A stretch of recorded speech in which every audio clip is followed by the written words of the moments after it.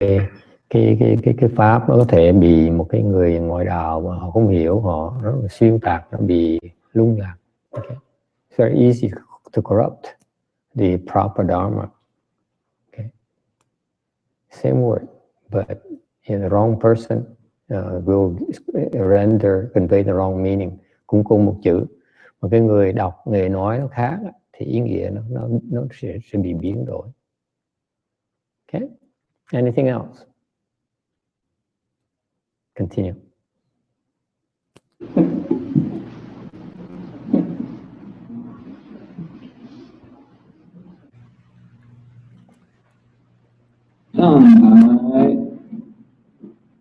Vấn đăng tu Phú Sa Vạn Hân Sầu Lăng Nghiêm Kinh 这个经的题目很长的，有20个字很多，前19个字是这经的别名，后边一个经字是一个通名。诸菩萨就是所有的菩萨包括在内了。万恒，这菩萨所修的万恒，首楞严经，菩萨今天在下午的时候讲这个菩萨所修的6度万恒，这6度讲了2度，还有4度，这4度啊也快一点把它讲完了。那么第3就是忍辱，忍辱呢有生忍，有法忍，有无生法忍，有3。The third paramita of the Bodhisattva is patience. There are 3 kinds: patience with beings, patience with phenomena, and patience with the non-existence of beings and phenomena. What? 生忍，什么生？众生的生，声音的声，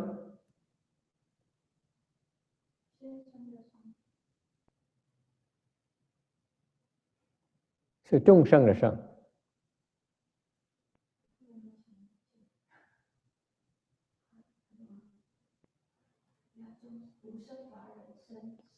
The three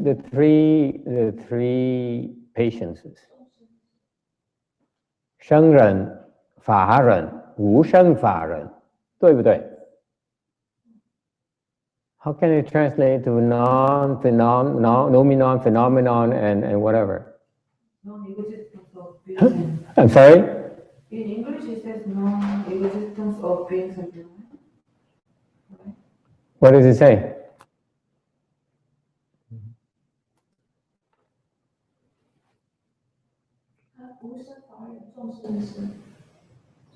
The 3 patiences are what?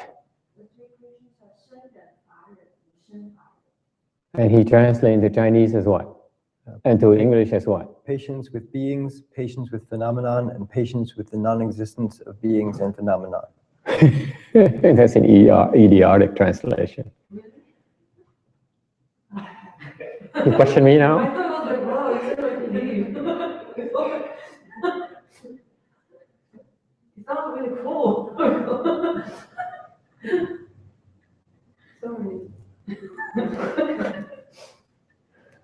Sorry. Yeah, that's an incorrect translation.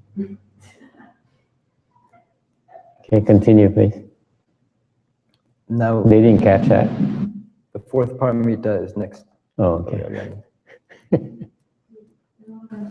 In Chinese, there's more in Chinese? No, this is the flat line for number 3.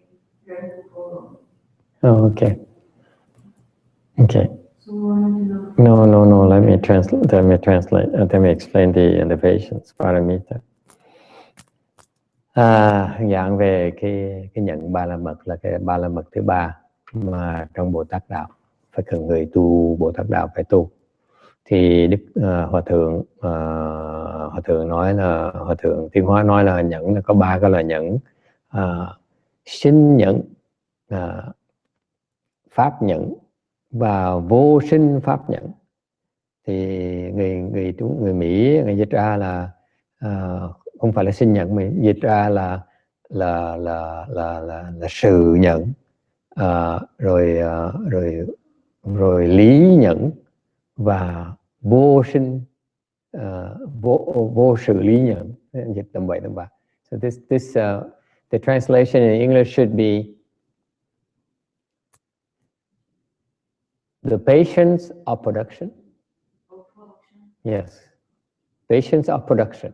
Sheng here is production, not trung sheng. Okay,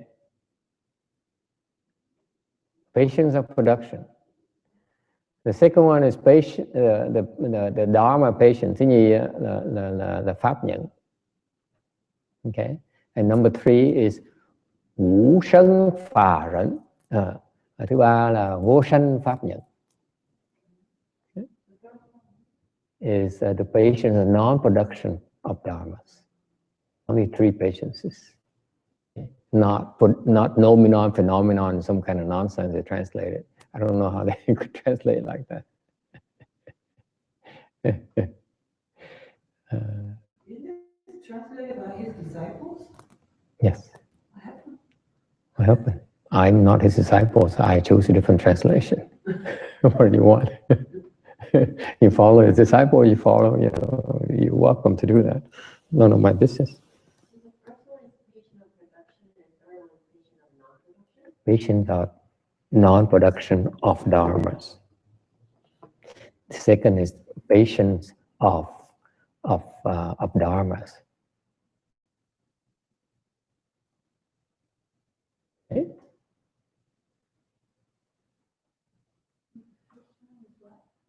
The first one is patience of production.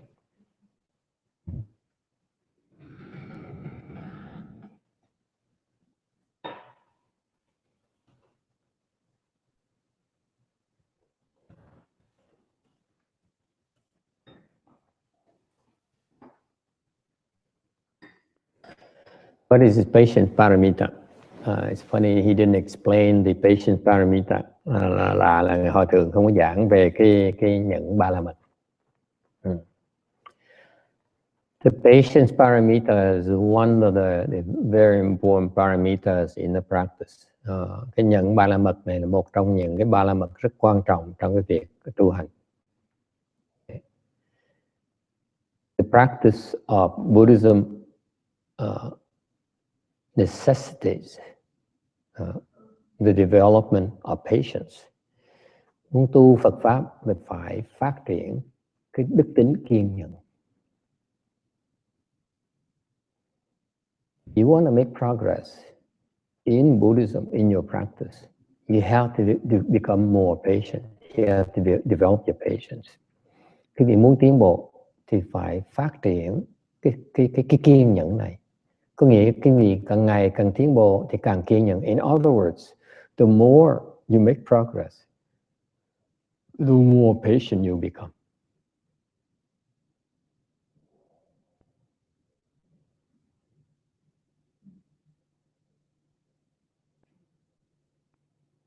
Okay, so what is the various patiences? You patient with production. Quý vị nhẫn với cái sinh. This production, patience. Sinh gì?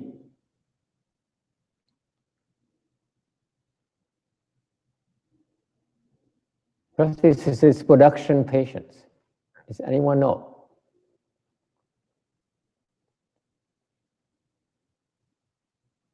Production here, you never guess. Production here refers to the production of thoughts. Sinh là cái sinh của cái tư tưởng. You sit there and all these thoughts are produced one after another, it rises. Okay? Mà nó ngồi thiền, mỗi những cái tư tưởng này khởi lên một cái, cái khác nó khởi lên cái, cái khác nó khởi lên cái. They continually are produced. That's why it's called patience of production. Is it clear? Những tư tưởng nó khởi lên cái, nó ngồi cứ khởi lên, tiếp tục nó khởi lên như vậy. Nó ngồi phải nhận cái đó. You sit there and you patiently endure all these thoughts being produced. Okay? The thought says, it hurts. Okay? Tư tưởng gì? Nó đau chân quá. Second thought says, let's unbuckle. Mình phải giãn cái chân ra. Third thought says, if you don't unbuckle, you're going to hurt yourself. Tư tưởng thứ ba, nếu quý vị không giãn cái chân ra, cái chân quý vị sẽ quẹo. Okay? Fourth thought says, what are you doing? Tư tưởng thứ tư nói, mình đang làm gì vậy? What is this nonsense? Is the fifth thought. Cái chuyện mà vô lý là sao mình làm như vậy? You see, these thoughts keep on producing one after another, and you sit there and you say, oh, better quit. Cái nhận là mình nhận nó, dù nó sinh ra mình không có làm gì hết. What? The sixth thought for you? Which is? It's so noisy in my head. Can you shut up? Cái câu này có tư tưởng thứ sáu, cái đầu tụi nó ồn quá đi, quý vị bớt ồn được không? Okay, exactly. These thoughts keep on arising, keep on getting produced. It's called production of thoughts. And you have to sit there and endure it. Quý vị ngồi đó phải nhận nó. And one among those thoughts are quit. Một tư tưởng là bỏ cuộc đi em ơi. Let's quit. This is nonsense. Huh? Right? This is too much. Oh, man, I do it every 20 minutes. For 3 years. It doesn't change. That's why patience, you have to be, the more you sit, the more you endure, the more you patient you become. Bây giờ cái nhận là sao? Quý vị ngồi đó, một cái tư tưởng nó khởi lên như vậy mà quý vị không có làm gì hết đó, thì quý vị ghi nhận thêm một tí. Một tư tưởng thứ gì nó khởi lên đó, mình ghi nhận thêm một tí. Thứ ba nó khởi lên, mình ghi nhận thêm một tí xíu nữa. Thứ tư, cái thứ năm, thứ sáu, thứ bảy, mỗi lần nó khởi lên như vậy, mình không làm gì hết đó, thì mình ghi nhận thêm. Tuyệt vời không? Right. Let me explain to you. This is a very important process that most people, most teachers don't explain to you. Every time you practice, let's say you practice chant, like doing a chant chi here, and this thought arises, okay? The first thought arises, and you do nothing. You are becoming more patient with the production. Second thought arises, you do nothing, you keep becoming more patient with production. Third, more patient. Fourth, more patient. Fifth, more patient. As long as they arise and you do nothing, you're becoming more patient with production.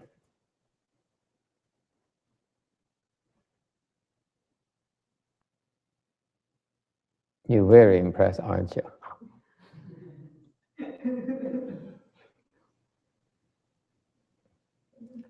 So what has to do patient with phenomenon? Nothing. Nothing to do phenomenon. I don't know how they translate this nonsense to these English people, these American people. I don't get it. You understand why we need to be patient? Because it happens inside of your head. Whether you like it or not, it's happening right now. And as long as you don't act upon those production of thoughts being produced, you're learning to be more patient. You're becoming more patient. So I just spell out to you the process of practicing patience. You sit there, you practicing patience of production by doing nothing about those thoughts.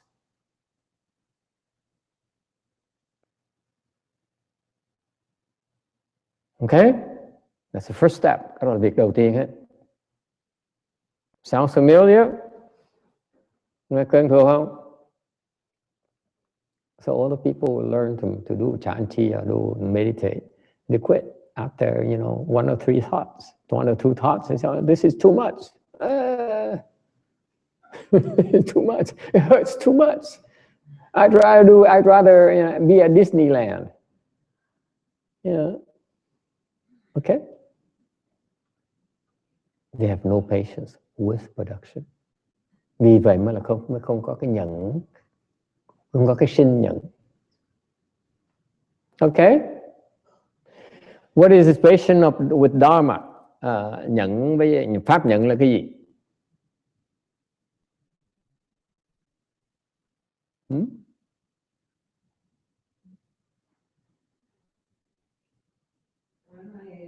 Everything or the teaching? Everything. Pháp nhẫn là cái gì? Give an example.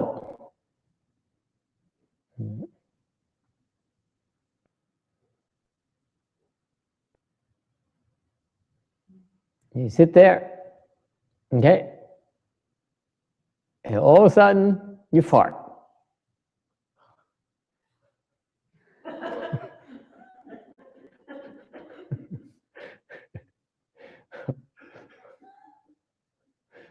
Ví dụ quý vị ngồi thiền, mọi người phải ngồi khi mình đánh rấm cái rầm. The fact you fart, what? You think it's funny, huh? It actually happens. That's why it's called Dharma, patience with Dharma. You fart. What do? Oops. Oops. Mình đánh đấm một cái mình ôi chết chà mới cỡ quá, hoặc là ui giời ơi sao nó hôi dữ vậy. You have no patience. Okay. Nên cái gì mà có cái gì đánh đấm một cái mà cái gì có cái phản ứng người ta gọi là không có cái pháp nhận tí nào hết. Okay.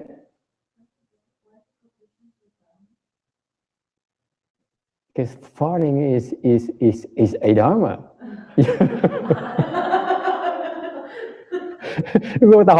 Cô hỏi cô tôi hiểu tại sao đánh rấm là cái pháp. Nó nói ủa cái rấm là cái pháp chứ không gì. What else would you call it, mistress? Huh?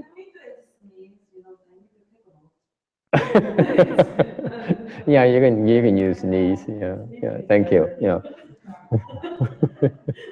You see, you're too polite. That's precisely my point. Cô nói là con tôi có thể dùng cái chữ tôi hắt xì được không? Tôi hắt xì được chứ. Thì thầy cô ấy dùng cái chữ nó hơi sốc tai tí. I chose the farting because I want to offend you.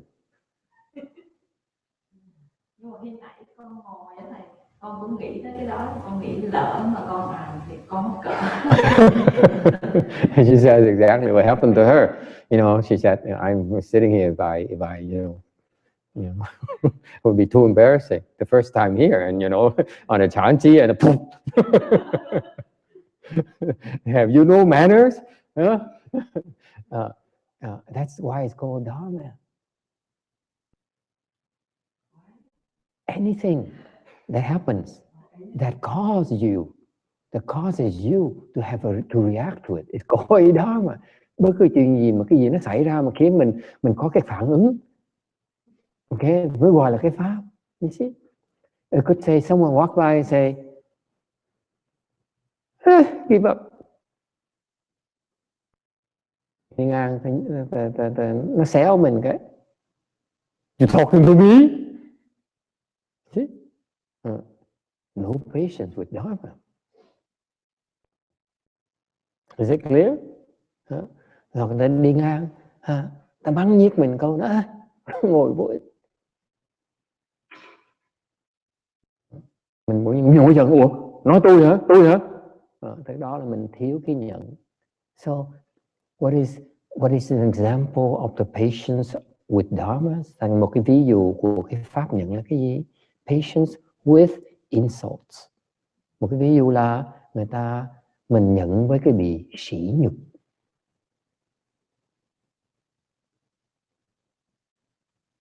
Okay? Actually, there's another word in Buddhism called sân rận. Có một danh từ khác bên Phật giáo gọi là thanh nhẫn. Âm thanh đó, you patient with the sound of people farting, people insulting you, or your own farting. Tại có cái âm thanh, có cái danh từ gọi là thanh, gọi là thanh nhẫn. Âm thanh đó, thanh là âm thanh. Có nghĩa là người ta mắng mình, âm thanh bị mắng, âm thanh đánh rắm. Ok, những cái đó là những âm thanh mình nghe, mình kiên nhẫn mình làm như thế. So you hear all kinds of sound, whether your own production or other people's production, you do nothing. It's called patience. Is it clear? Or you hear a boy running around. No, did we say names? Did I mention names? You're sitting there, this adorned Buddha hall, people working so hard, and nah. Okay. You go, mommy. Okay. And you say, what? What kind of town hall is this? Okay, kỳ cục dữ vậy. No patience. And this is what happens to all these Vietnamese people. And non-Vietnamese people come to our temple. And I, on purpose, let all these boys running around and screaming and yelling. And they said, I'm not coming back, I'm not coming back. Biết bao nhiêu người tới đây, Việt Nam, không Việt Nam, Tàu, Nhật, đủ thứ loại người hết tới đây. Thì để con nít nó chạy tỉnh bơ, la hét sùm.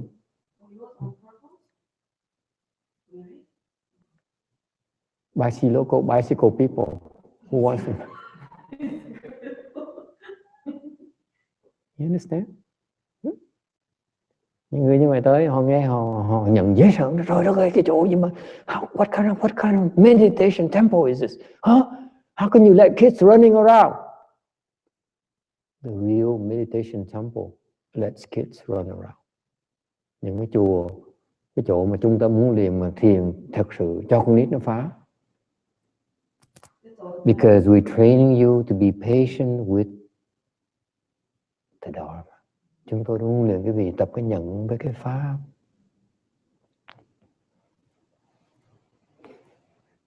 So we lose a lot of meditation students. They don't come back. tới lần họ bỏ đi. Cái chùa nào không hiểu, họ không biết dạy thiền nên they come and say, they don't know how to teach meditation. Cho đến up to the point where during the chant we have two people, Mireya and Yosmis, crying. Rồi trong lúc mà thiền thất năm ngoái thiền thất có một cái cô mẹ Tê Cơ với cái ông người Đại Hàn, họ khóc rống. Cái nửa tiếng đồng hồ, half an hour. You weren't here, were you? Half an hour. Not only crying, let's go. Không phải khóc không, mà còn sổ mũi rồi xịt xùi tôi mới nói cả nửa tiếng đồng hồ liên tiếp.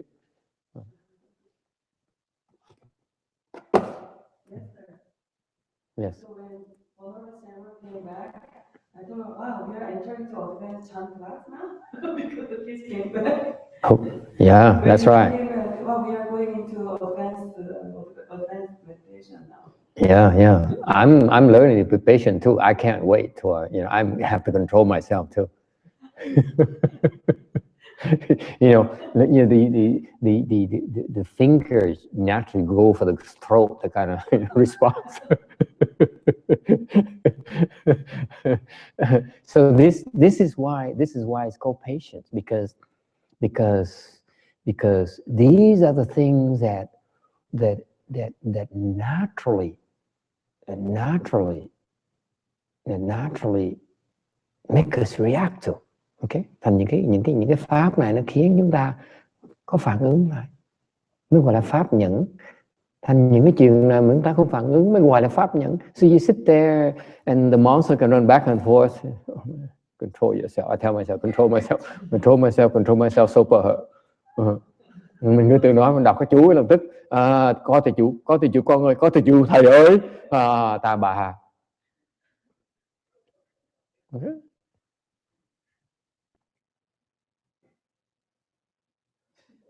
Is it clear what Dharma patience means? Okay. For beginner, Maybe it's first less distractions is better, because when you're up there high level of meditation, it's easy to not be distracted. But for beginner, it's very challenging because yes, it is. It's very challenging. Because at home, and if yes, but I have so many noises it drives you up the wall. Yeah. The radio or the music next door, or to me when I first started, Jeannie, I know what you're talking about. Clocks, you just drive me up the wall. The clocks, the wall clocks, they drove me up the wall. You notice our clocks don't make any sounds. They still drive me up the wall. So I make sure that no clocks make sounds around the Buddha hall, because I would go crazy first before any of you. Okay, so I got your point. I agree. Being beginners, yes, we should try to keep it quiet. So what we do is that if you're a beginner, I look at you and say, and I see that you can't take it, and I come over and talk to you. Okay, I make sure that they run away. They go and play somewhere else. Okay, if you're sincere. If you come here with an attitude, say, I'm a good meditator. Okay, but most people come here from Santa Ana, from another temple, meditation temple. They walk in here and say, I show them today what they're going to do, what meditation should be like. When they have the people will come that kind of attitude. I make sure all the children come to the Buddha hall and run around and mom, and the food smell coming here, and the noise from the kitchen staff. I open the door, make sure that it's noisy enough for you to hear, and that kind of thing, And so that's what I do, little things to see if they understand meditation. Okay, so it depends. I agree. We're not cruel. We're trying to teach. Người nói là con mấy người mới bắt đầu ta đâu có chịu mấy cái đâu thầy nói thầy cũng vậy chứ. Lúc bắt đầu thầy ngồi mà học thiền, luyện thiền mà cái đồng hồ treo nơi cái tường mà nó tích tóc thầy điên, khoảng chừng nửa tiếng sau thầy nhức đầu nó chịu không nổi. Thành sau này thành có nhiều người tới những từ thiền đường khác tới nói cái đường cái thiền cái chùa này nhỏ này, qua thử tụi nó biết thiền gì, ta vào ta coi ta chỉ tụi nó cách thiền, ngồi xuống mình nhìn nó liếc mà thiền giỏi quá ha. Là thầy ra nhẹ mở cửa cái nhà bếp á, cho nó thay mấy cái nhóm nhà bếp nó oan ồn dễ sợ. Nó có hai người mới nói chuyện với nhau như là 10 người á. Oh, 2 people cooking in a kitchen, and they sound like 10 people conversing. It's true. And then another woman walks around the Vietnamese way. She drags her slippers. It's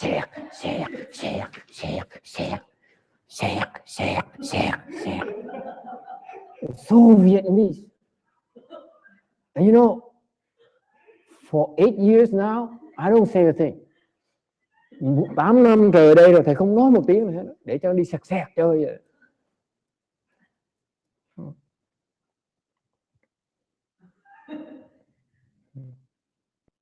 tùy người đàng hoàng mình giúp, còn người mới tới với cái thái độ nghĩ là tôi giỏi, tôi là ngon lành nọ thì giúp làm cái gì kệ, để họ tự hiểu đấy, không hiểu ráng mà chịu.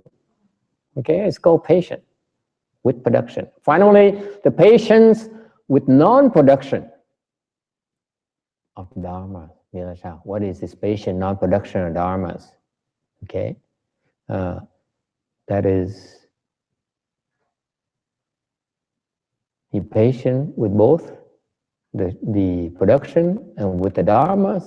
Then you graduate to the patience and non-production of dharmas. See? So what are you patient with if there is no production?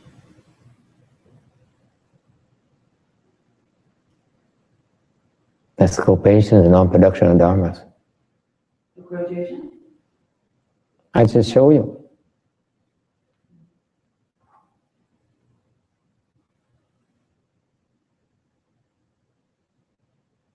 Get it? Of course not. When you get there, you see. So you must be patient with production. And then you must be patient with dharmas. Then you graduate, eventually, and graduate into patience and non-production of dharmas. It's graduation. Okay?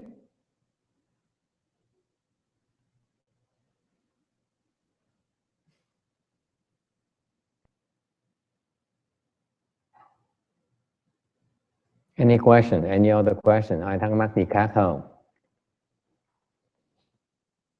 Trong tiếng Việt chỗ vô sanh là chỗ đó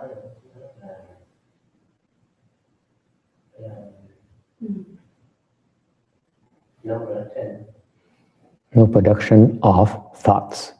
Vô sanh của cái tư tưởng. Vậy rõ ràng cái sanh đó, sanh nhẫn là cái sanh của tư tưởng, thì vô sanh là vô sanh của tư tưởng. Nó rõ ràng như vậy mà không hiểu ráng mà chịu, không hỏi ráng mà chịu. Any other questions?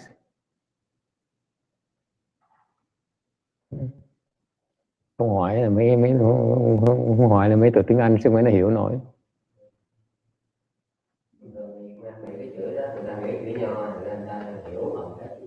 Hiểu tưởng tượng. So what is this non-production?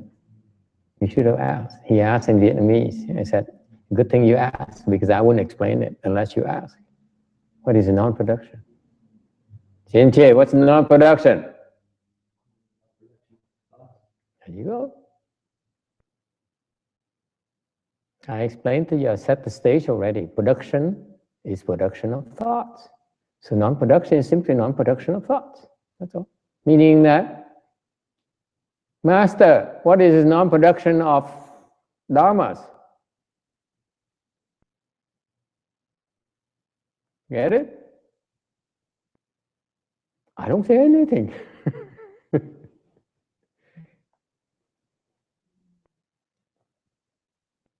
I don't say anything. I don't think about your question. I don't answer your question. You see? Nothing whatsoever. Let's go non-production of dharma. So you ask me a question, you insult me, you praise me, you slander me. Oh, no. No production. Nor of thoughts, nor of dharmas. To answer you would be produce a dharma, wouldn't it? See, like you walk by, you look at me and said, "You are so stupid." Look at you and say, "Same to you." That's production of dharmas. Is it clear?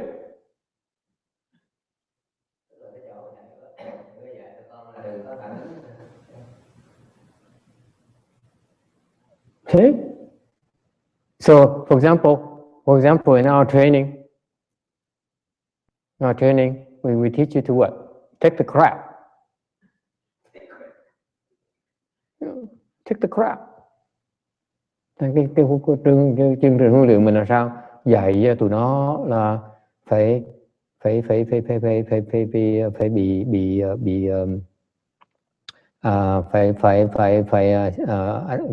how do you say that in Vietnamese that's polite? It's not too offensive.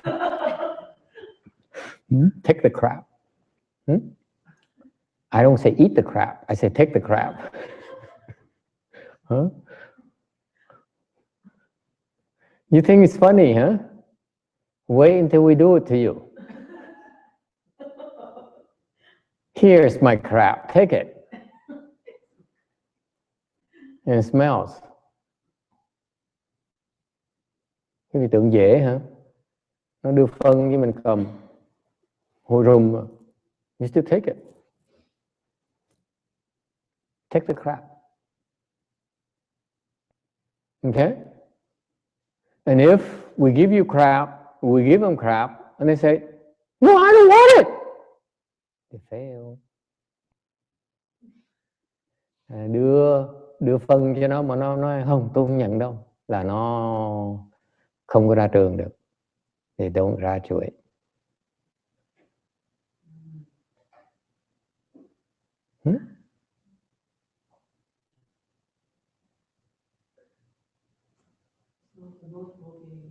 So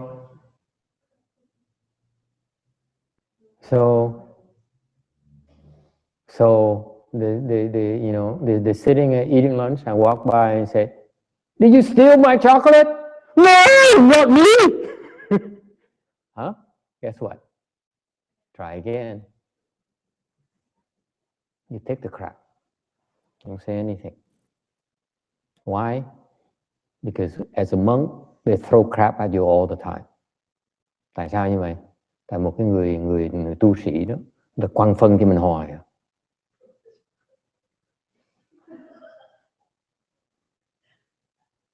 It's not as glamorous as you think, Shana. As soon as you open the door, they come and they dump crap on you.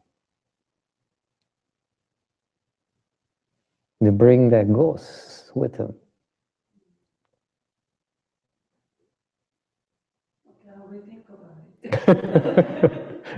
Now it gets personal, doesn't it? You see that? That's how you learn to take the crap. Otherwise, you can't make it. You won't be able to function and help people. You're not willing to take the crap. You cannot help people.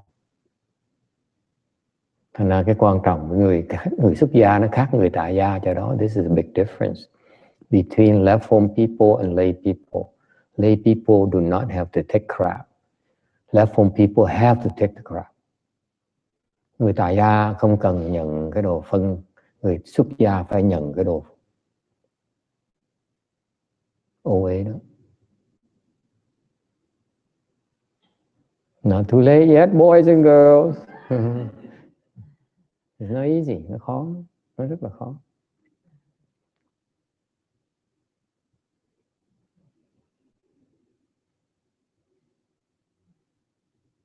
Okay, that's why the monks and nuns, they don't understand this process. Đại đa số những cái vị tăng ni đó, người ta thành tỳ kheo ni rồi, người ta không được huấn luyện là phải nhận với cái phân của người khác.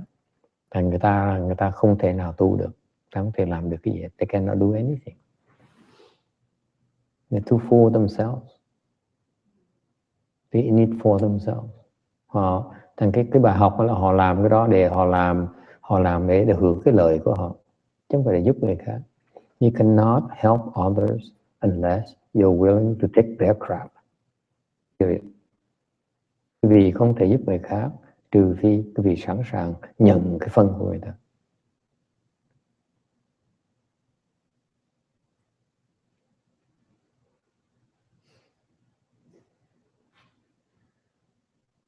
Never been explained like this before anywhere. Chưa ai giảng như vậy hết. But this is Mahayana training in the US. We need to set precedents to help people understand why we're doing this. Otherwise, the Westerners are weak. They're soft. They can't take it. Tại sao thầy giảng cặn kẽ như vậy? Mà trước giờ trong lịch sử của Phật giáo bên Á Đông mình chưa giảng. không nói chuyện này. Tại vì cái Á Đông mình cái văn hóa nó khác. Cái người Tây phương này á, họ là dựa trên cái lý trí, họ dựa trên cái logic. Mà cái chuyện mà nói là nhận cái phân người khác là chuyện hoàn toàn nó vô lý, không thể nào chấp nhận được. Vì vậy mà muốn cái Phật giáo mà đại thừa nó được phát mầm ở xứ này đó, là phải hiểu cái như vậy thì tu mới được. Chứ còn người Tây phương ta chưa hiểu đó. Westerners don't get it. That's why I notice most Asian temples don't have any Westerners disciples. Thành ra đa số những cái chùa mà Á Châu đó không có Phật tử người da trắng. Tại vì họ không giảng cho họ rõ ràng, cái họ không chấp nhận những cái chuyện vô lý. The Westerners cannot, they're softer. Họ mềm, thành ra họ không chấp nhận được cái sự vô lý. Giảng người ta biết trước. Okay. Any other questions? Finally, as far as patience paramita goes, cuối cùng khi mà nói về cái nhẫn ba la mật, what is patience about? Nhẫn là cái gì? By definition, this is very important definition. You need to memorize it. Nhẫn, theo cái định nghĩa nhẫn là cái gì? Nhẫn, to be patient is to endure what cannot be endured.忍,不可忍的. Okay? Nhẫn cái không thể nhẫn được. That's what patience is about.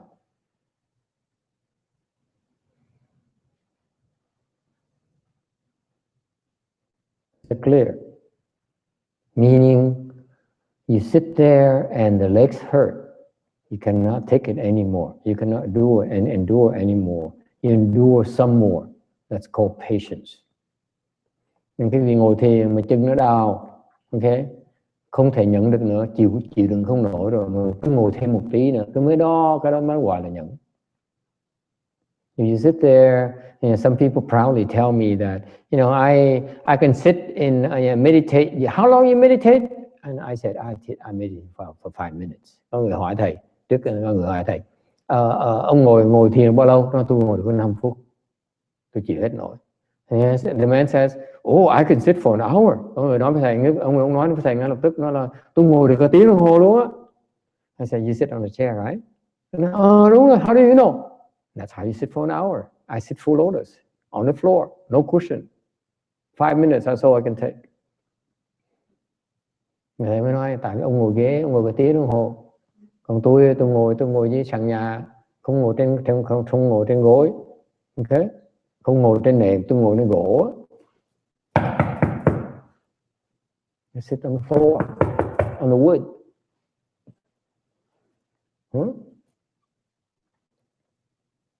That's why I can't take more than 5 minutes. That's it. It hurts too much.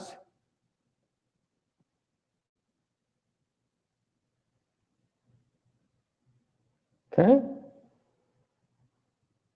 And you keep on bearing until you cannot bear anymore. Mình thấy nó đau, mình hết sức đau rồi, mình chịu không nổi nữa. And guess what? You endure a little bit more.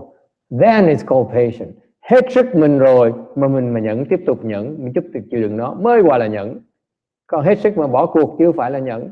If you out at the end of your rope, you cannot take it anymore and you give up. It's not called patience. You have no patience whatsoever.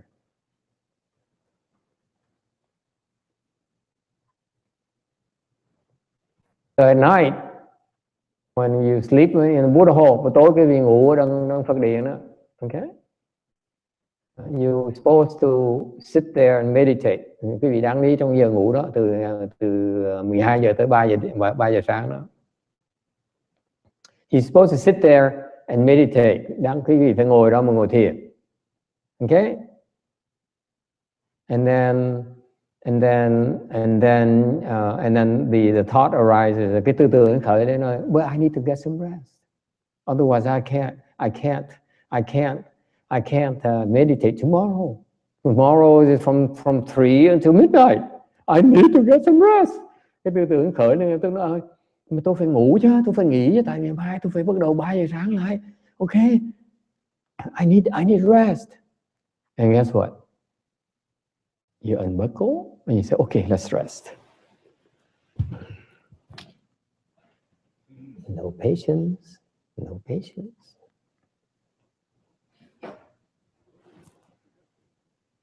Okay. And that's what I saw last night.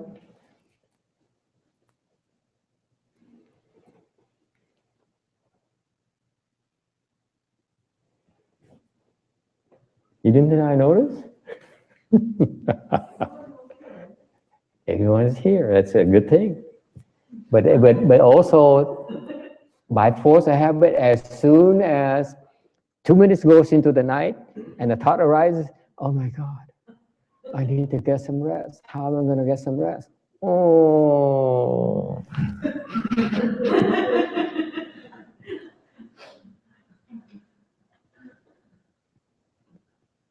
They all like that. They all fall like dominoes. Có vài phút là ai còn rớt như là cái domino vậy. Around the Buddha.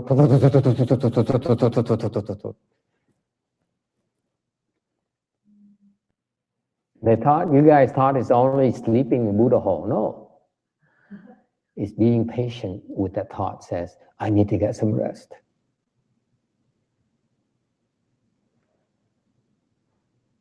Mặt ai còn mắc cỡ dễ sợ luôn. Why do you all look so embarrassed? Now you know you're going to try better. You're going to do better tonight? Yeah. I woke up and I found myself laying down. I don't know what happened. I don't know what to do. It's not conscious decision. It's not your fault that you don't know what happened. But you are supposed to learn to resist that thought. The first thought, second thought, third thought, fifth thought, until you pass out. Until you pass out. It's called patience training at night.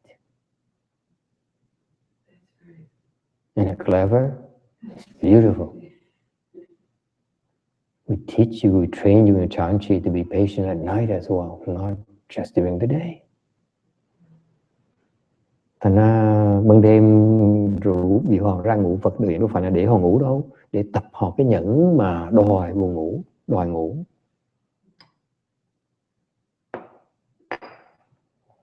Thiền thất là dễ sợ, nó pháp thiền thất nó quý vị không thể tưởng tượng được. You have no clue, you have no idea why the Chanti is so profound in so many ways.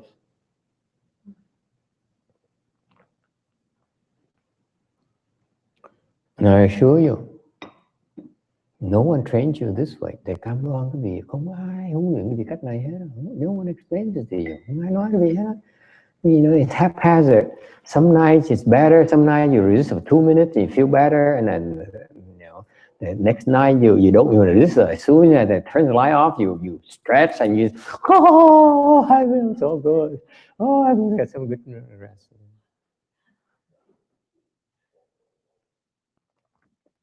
Đó. Hoặc là mấy ông già ông nói, ôi trời, tôi này tôi ngủ được giống với tụi nó.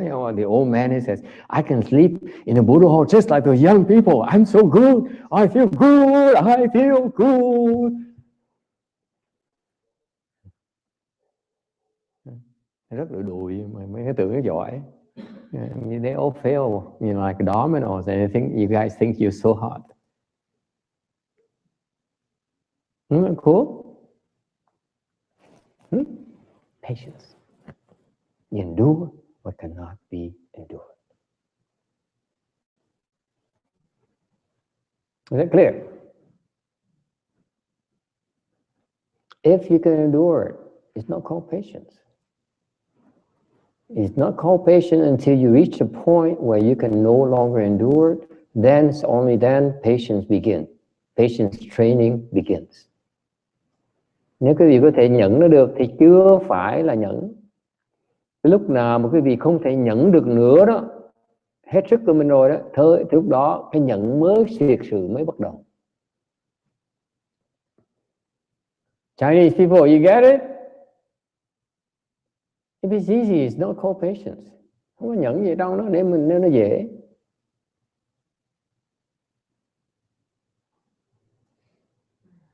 So don't sit there and say, oh, make the ghost go away.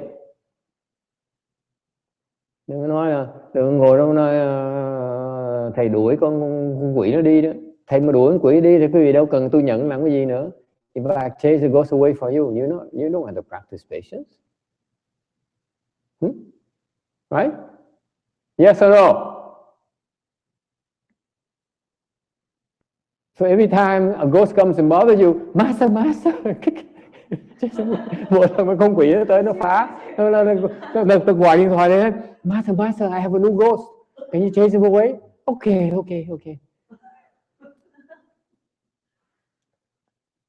You are supposed to be practicing patience, not me. Bởi vì đừng có quên hoài đi, cái nhẫn là cái tập nhẫn, thầy đâu cần tập nhẫn. I don't need to practice patience with you anymore. Okay? I'm done with you already. Is it clear? And I will never let this person forget this. When he is attacked by the Bodhi tree spirit, he says, go attack master. I'm innocent. I had nothing to do with it. No patience. This idiot.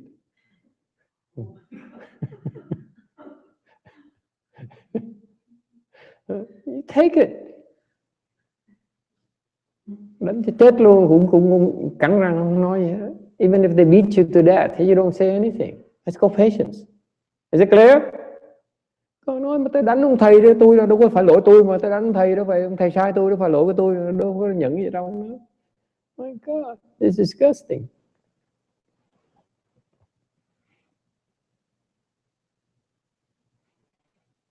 Or someone say, I can't stand it anymore. This doesn't make sense.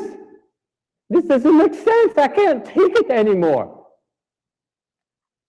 That's why it's called patience.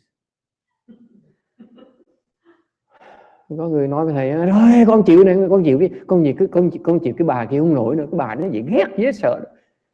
Thầy nói mình buồn, nó ủa như vậy thì có gì đâu mà nhận đâu, nếu mà chịu không được mà bỏ cuộc thì đâu gì đâu mà nhận.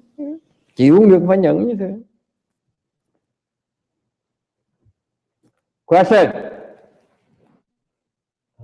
Yes, Shifu.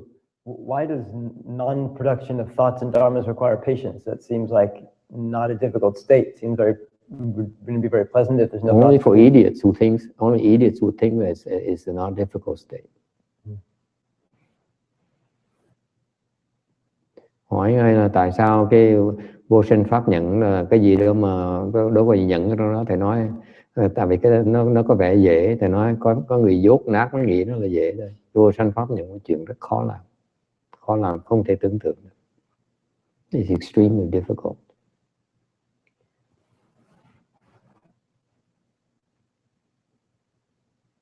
So it's like you will also say it's patient that you don't react to things that stimulate you. That's right. That's right. Okay, anything else? Ai thắc mắc gì khác không?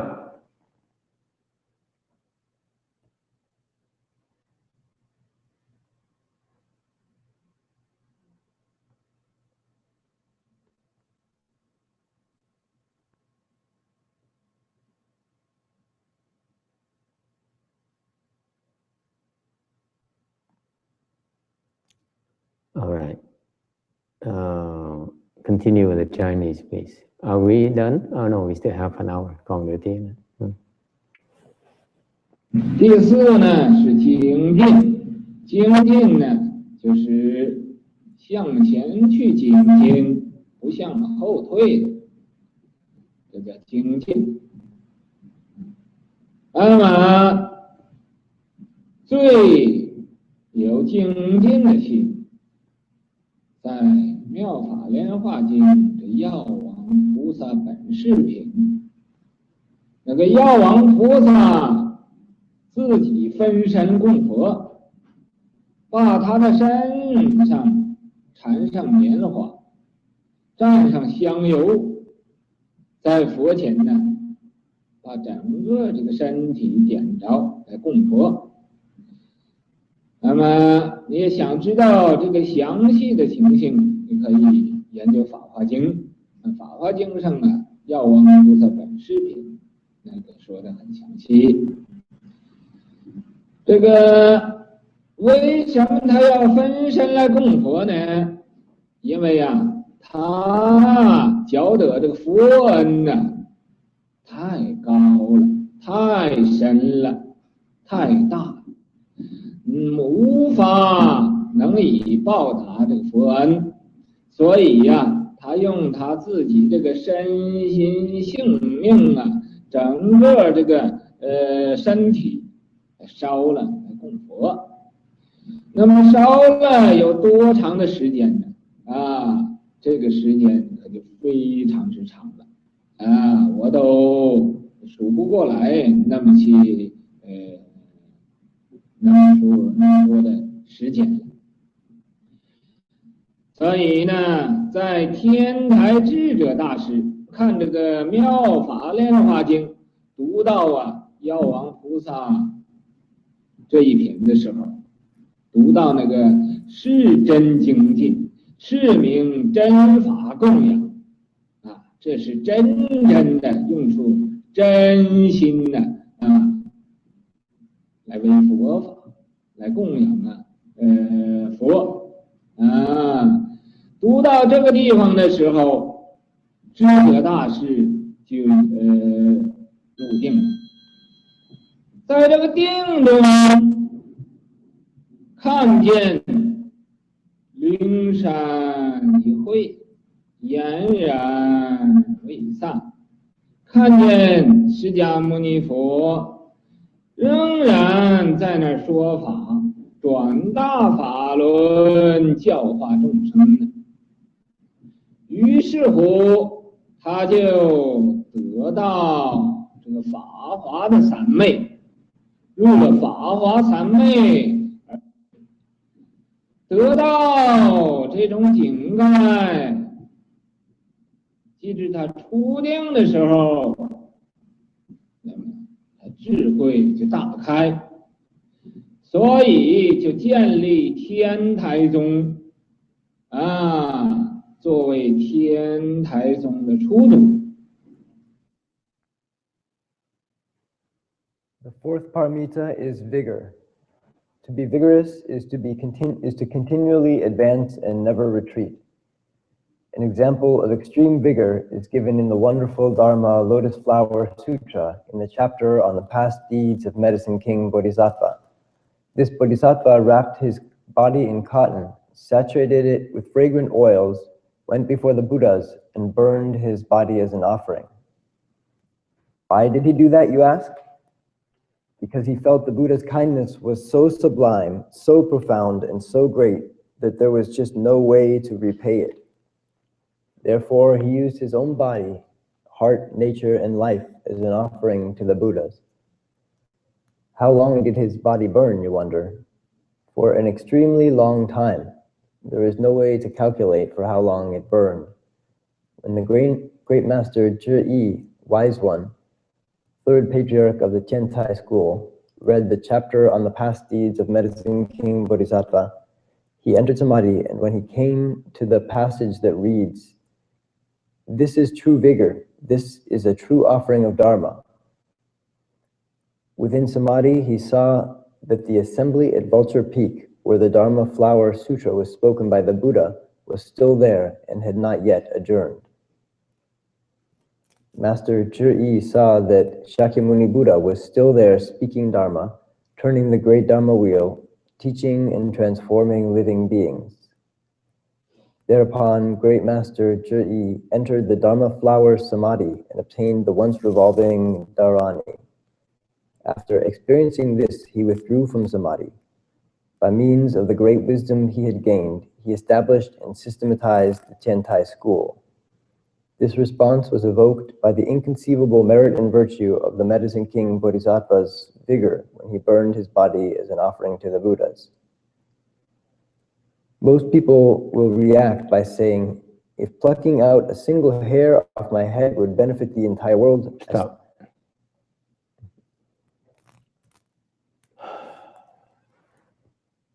Tinh tấn ba la mật, ba la mật thứ tư là tinh tấn là khi nào cũng tiến bộ, không có thụt lùi. Thì cái tinh tấn ba la mật đó nó được tượng trưng bởi cái hành động của ngài Dược Vương Bồ Tát. Ngài lấy cái bông gòn tẩm dầu xung quanh thân và đốt cái thân để mà cúng dường cho Đức Phật. Tại sao vậy? Tại vì làm như vậy để muốn báo là cái Phật ân quá thâm sâu, dùng cái thân mình để mà báo cái ân đó. Cái đốt như vậy, đốt không nó, thân nó cháy, nó rất là biết bao nhiêu đại kiếp vẫn còn cháy như thường. Thì đây là được mô tả trong cái Diệu Pháp Liên Hoa Kinh, cái phẩm mà Dược Vương Bồ Tát. Thì ngài Trí Giả Đại Sư đó, ngài đọc tới cái phần này đó, tới cái phần kể mô tả cái hành động của ngài Dược Vương Bồ Tát. Cái phần cái câu mà nói là đây mới thật sự là tinh tấn. Thì ngài lập tức nhập vào cái tam muội, gọi là di chuyển, nhất chuyển Đà La Ni, thì ngài mới nhập tam muội, gọi là cái đó gọi là pháp hoa tam muội. Thì ngài trong cái tam muội đó, ngài thấy Thích Ca Mâu Ni Phật đang còn ở tại Linh Hữu hả? Trên núi Linh Hữu đang chuyển đang giảng kinh Pháp Hoa, vẫn chưa xong nữa, vẫn còn đang giảng kinh Pháp Hoa, cái Pháp Hoa Đại hội. Rồi ngài mở khai được đại trí huệ. Sau khi mà xuất định đó, thì ngài mới thiết lập cái tôn phái Thiên Thai. Ngài là sơ chủ tôn phái Thiên Thai. Okay, so any questions about the Vigor Paramita? You need to be vigorous because after if you are patient, remember we just learned about patient. Mình mới học về cái nhẫn ba la mật. Okay, you don't simply patient with anything. Cái gì cũng thể nào nhẫn với tất cả mọi chuyện. You need to be patient in order to progress. So the patience and the vigor paramita are in conjunction. Bởi vậy sau cái nhẫn ba la mật mới gọi là tinh tấn ba la mật, tại vì mình nhẫn để mình tiến bộ, chứ không phải mình nhẫn để mình đứng một chỗ. So you don't become patient in order to stay in one place. You're patient in order to progress. Okay? So that's why if you don't have patience alone, thì nếu như quý vị chỉ có cái nhẫn ba la mật không, mà quý vị không có tinh tấn ba la mật, quý vị không thể nào tu được. If you only practice the patience paramita and you don't practice the vigor paramita, you're not making progress. You're going in the wrong direction. Quý vị đi trật hướng. Is that clear? It has never been explained like that either. Không ai giảng về cái chuyện như vậy. Nhận lấy một cái đức tính rất là quan trọng, để nó không có cái phương hướng. Let me reiterate it for you. The patience paramita is a very important requirement. It has no direction. The vigor paramita makes sure you progress in the right direction. March forward towards your goal. Cái tinh tấn ba la mật một cái điều kiện rất là quan trọng trong phương pháp tu hành để khiến chúng ta tiến bộ tới đúng đường. The externalists, they progress in the wrong direction, don't they? Chẳng như bên ngoại đạo đó, họ tu trật hướng. That's why the more they progress, the more you see that you read their teachings. Họ càng trình độ càng cao, bát định, thất bát định, thì quý vị đọc những cái lời dạy của họ đó, it's all nonsense. They don't know what they're talking about. They're making progress in the wrong direction. Bên ngoại đạo, quý vị nghiên cứu kỹ những cái lời dạy ngoại đạo đó, cái giáo lý họ trật nhiều dễ sợ, trật quá nhiều đi. Mặc dù họ tiến bộ đến bát định, như họ lúc mà tới cái trình độ đó là họ quá trật hướng rồi. Mặc dù họ tiến bộ, see what happens, they progress up to the 8th samadhi. Okay, they're making progress in the wrong direction. That's why they end up being stuck. Vì tinh tấn mà trật hướng, thành ra cuối cùng bị kẹt cứng lại, thoát không được. They get stuck in eighth samadhi, they cannot get out. So they spread that nonsense to the next generation. Họ dạy cái đệ tử họ những cái hiểu biết mà sai lầm của họ. Đệ tử họ cũng kẹt như vậy luôn. They stuck to it. The disciples are stuck to it. Okay, so that's why the Vigor Paramita is very important. Vigor Paramita ensures that you work hard and you continue to progress. Là cái nhận ba la mật, cái tinh tấn ba la mật rất quan trọng để ở chỗ được cái vị phải cần tinh tấn để tiến tới đúng hướng. Okay, how do you know it's the right direction?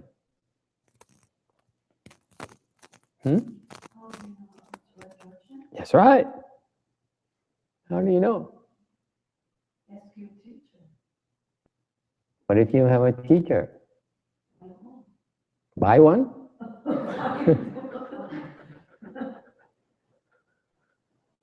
But if you can't find one, hỏi sao biết hướng? Nào thì hỏi thầy thôi. Ủa, không có thầy sao? Thì kiếm thầy, kiếm chưa ra thì sao? How do you know? You need conditions to be a teacher. Yes.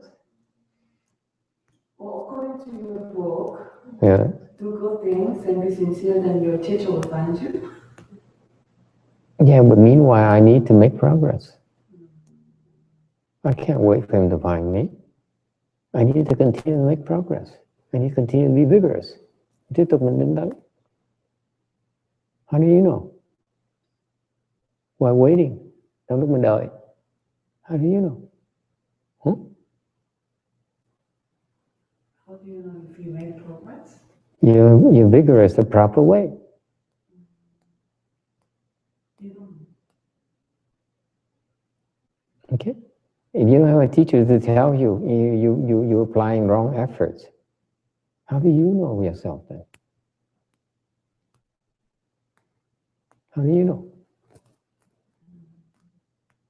So by definition, this is why the Buddhism is so beautiful, and I listen to a lot of teachers explain it. Bây giờ thầy hỏi cái này tại vì lúc mà thầy nghe giảng pháp nhưng thầy cứ thắc mắc những cái chuyện. This is the questions that I ponder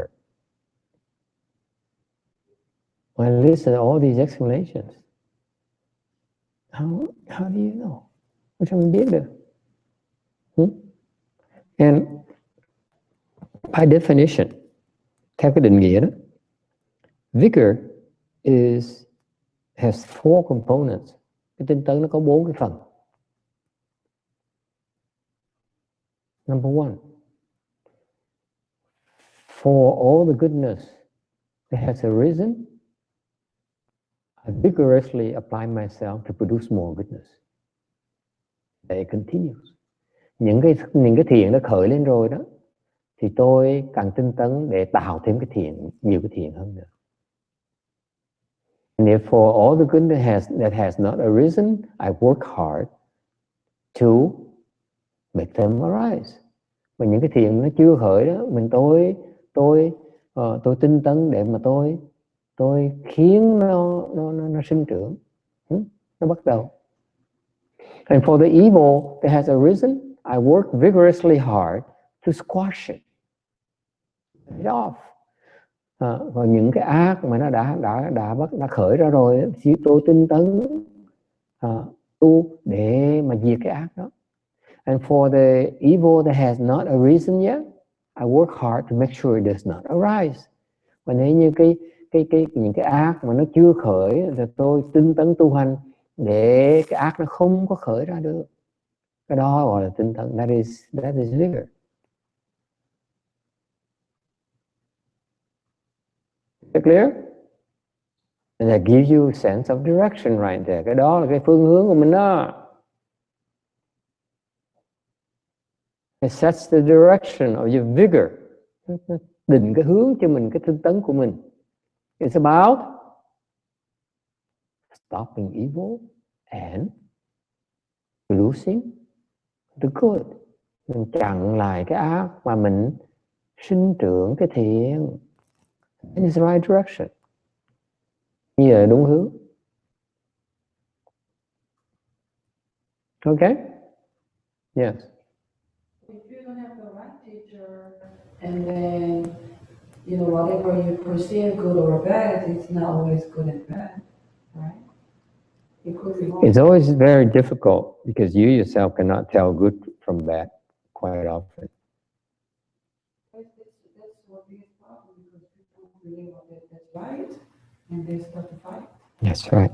Okay, that's a good point. I have nothing. There's nothing I can do about that. Tôi nói là nhưng thiệt ra cái sự thật là chúng ta không thể phân biệt được cái thiện và cái ác một cách rõ ràng. Thế nên tôi nói tôi đồng ý. Cái gì cũng thấy được. Thế nên mình chịu. Thì cách nào giúp? We cannot help you. If you cannot distinguish good and evil, there's nothing we can do. Cái việc không phân biệt được cái thiện với ác, chúng tôi chịu không làm gì được. Okay? Yes. That's why Shana, that's why you start from the precept Paramita. Bây giờ chúng ta phải bắt đầu từ cái đề nhị ba la mật là cái giới. The precept will clearly define what is evil and what is good. Cái giới ba la mật nó định nghĩa rất rõ ràng cho quý vị biết rất rõ ràng cái nào là cái thiện, cái nào là cái ác. If you're a left-form person and you break precepts, you do evil. Quý vị người xuất gia mà quý vị đang phạm giới là quý vị đang tạo ác. Okay? If you are a Buddhist disciple, you breaking precepts, you are creating evil. Một người Phật tử mà đang phạm giới là đang tạo cái ác. Wrong direction. Don't go there. Đừng có tới đó. Back off. Rút lui ngay lập tức. That's called vigor. The vigor means as soon as you realize you're creating evil, you back off. You don't stay there. You back off. You get out. Then it's called vigor. Một khi quý vị biết mình đang tạo cái ác, mình đang làm sai, mình vẫn còn tiếp tục làm, là cái đó là không phải tinh tấn. Does it help? And that goes back to the fundamentals why you need to learn about the precepts. You need to understand more about precepts. Bởi vì quý vị phải biết về cái giới. That's the foundation. That's the baseline. Đó là cơ bản của cái tu hành. And if you can't, you're not sure, that's why you need a teacher. Nếu quý vị không có chắc thì phải cần hỏi người thầy.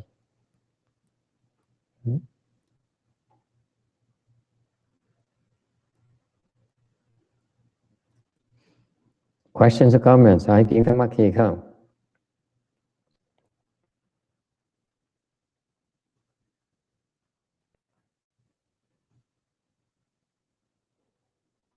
Ten more minutes. Continue. 这是这个药王菩萨分身供佛这种的功德是不可思议的，这才是真正的精进，不是像俺们人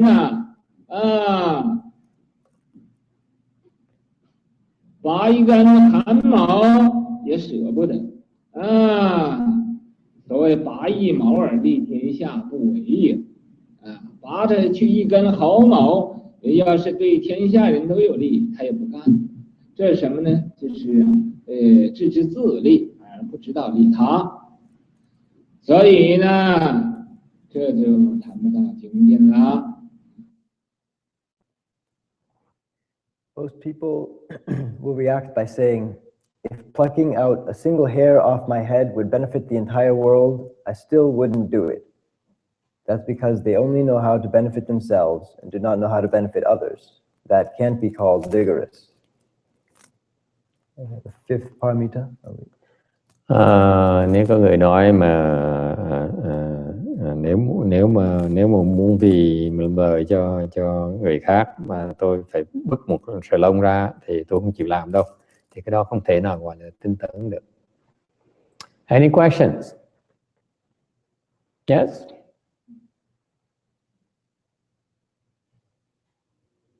The Chan Dharma is a Dharma of Vigor. Cái thiền, cái pháp thiền thất là cái pháp của cái tinh tấn. Why? Tại sao?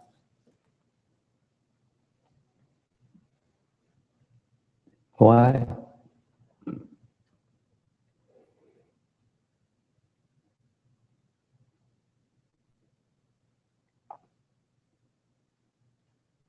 Anyone? Why is it a bigger paramita? What is it, Vigor Paramita? This is the dharma of Chanchi is the dharma of vigor.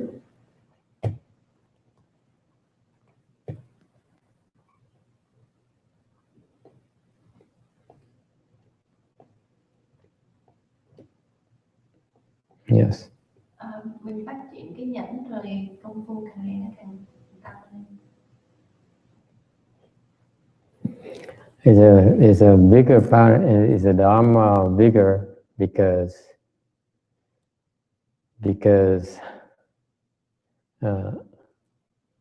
you don't give up when you're tired. Cái thiền thất á, nó gọi là cái pháp tu của cái tinh tấn, tại vì khi mệt, khi vì mà tu thiền thất mà mệt á, cái gì không có bỏ cuộc, em tiếp tục tu như thường. You still go at it even though you're tired.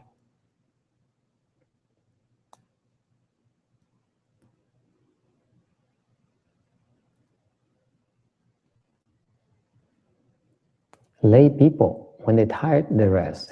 Người tại gia khi cái gì mệt á, cái gì nghỉ. Am I correct, Harshana? I'm too tired, I rest. Right? That's how we train to do. You're tired, you rest. Don't overdo it, right? The Chanchi, you're tired, you don't rest. Cái thiền thất nó ngược lại. Khi mà quý vị tham gia cái thiền thất mà quý vị mệt á, quý vị tiếp tục làm, đừng có nghỉ. That's why it's called the Vigor Paramita. Bởi vì nó gọi là tinh tấn. Đó pháp tu tinh tấn. Don't stop when you're tired. Khi quý vị mệt, đừng có ngừng. Questions, comments? Ai kiến thắc mắc gì không?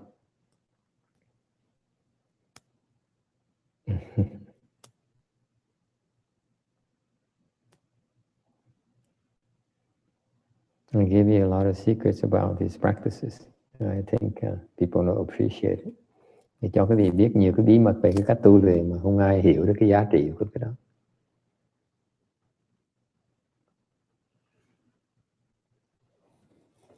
Okay, we stop here tonight. Dừng lại ở đây. Okay, thank you.